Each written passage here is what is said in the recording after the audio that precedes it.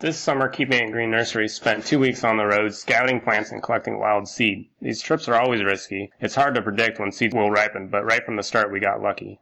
Most people are familiar with the white Erythronium oregonum. Less well known is Erythronium hendersonii, which grows in Oregon's dry oak woodlands. It's a stunner with distinctive purple coloring, a blue center, and heavily mottled leaves. The dried seed pods are a lot harder to find than the flowers, though. See that greenery? That's poison oak, and it's everywhere. We also found lots of Dodecathy and hendersonii. I love planting clumps like this in the garden.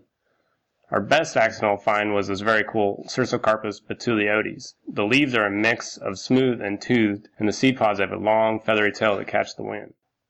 Our trip was timed for finding ripe Trillium seed. I took my best guess, and it was pretty good. We found Curbaceae in the storybook woods. In the spring, the large red flowers pop from the undergrowth.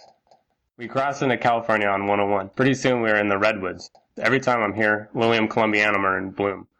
Long fisherman trails and slippery rocks, fast rivers make Trillium revalle hard to reach.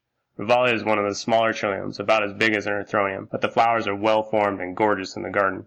Maculosum is even harder to find. The variegated leaf variant of Trillium ovatum only grows in California. It's like finding a needle in a haystack. We camped on Route 1 and dried out our gear after days of rain. Then the fog came in overnight and drenched us.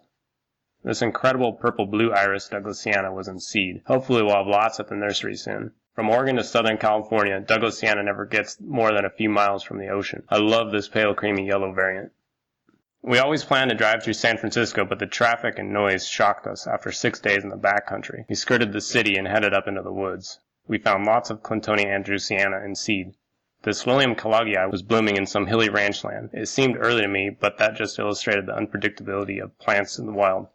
This firecracker red Diclostoma idomea popped right out of the grass at us.